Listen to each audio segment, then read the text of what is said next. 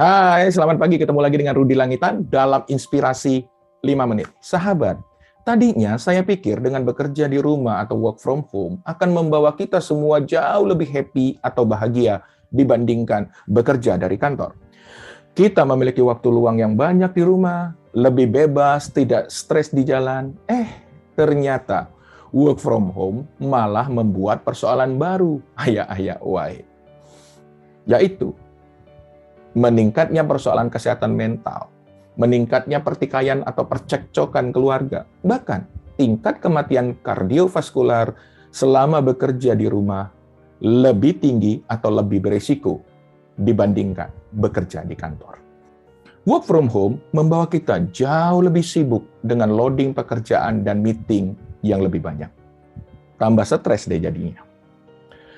Kondisi ini tentunya secara personal membawa kepada penurunan tingkat kebahagiaan bekerja atau happiness at work, meningkatnya kelelahan fisik dan emosional atau burnout, serta menurunnya kinerja individu. Dan secara institusi pun akan mengurangi pencapaian revenue atau profit, menurunnya kinerja tim, serta menurunnya tingkat engagement tim. Paradok ini menyadarkan kita bahwa kebahagiaan itu bukan berasal dari luar atau suasana, tempat, atau kondisi saja, tetapi berasal dari dalam, yaitu sikap hati yang mau bahagia. If you wanna be happy now. Jadi kalau mau bahagia, bahagia saja. Nggak mesti harus tunggu situasi dan kondisi menjadi lebih baik. Untuk menjawab tantangan ini, maka diperlukan sebuah program mindfulness yang tepat serta seimbang antara dari dalam diri atau internal dan dari luar atau stimulus. Kabar baiknya bagi kita semua bahwa kita manusia sebenarnya dapat mengendalikan atau melatih otak kita dengan cara melakukan pemilihan makanan pikiran atau emosi kita. Pilihan pikiran kita lah yang mengendalikan, bukan yang lain.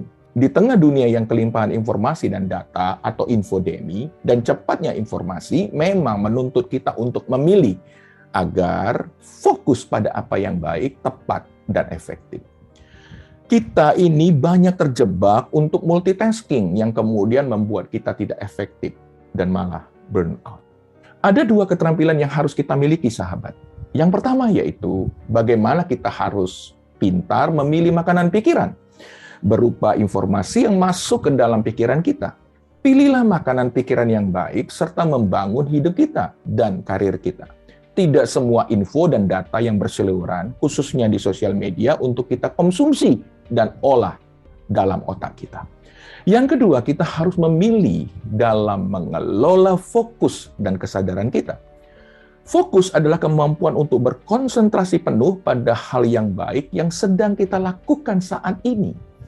Dan kesadaran adalah kebijaksanaan untuk melihat segala sesuatu sebagaimana adanya, bukan sebagai sesuatu yang kita inginkan. Multitasking dan banyaknya arus informasi sering mengacaukan dan membuyarkan fokus kita.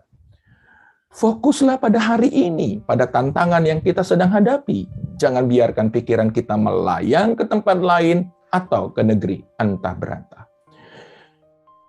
Caranya bagaimana? Pada saat bangun tidur di pagi hari atau di sela-sela waktu tertentu, lakukan meditasi ringan atau brain break. Dengan menarik napas sejenak, lakukan dengan kesadaran penuh, dengan merasakan udara itu masuk dan keluar dari rongga dada kita. Pejamkan mata serta berfokuslah pada materi yang penting dan urgent yang sedang kita jalani. Imajinasikanlah yang baik dan sempurna terjadi. Tentu, kita harus menjauhkan diri sejenak dari laptop dan smartphone kita.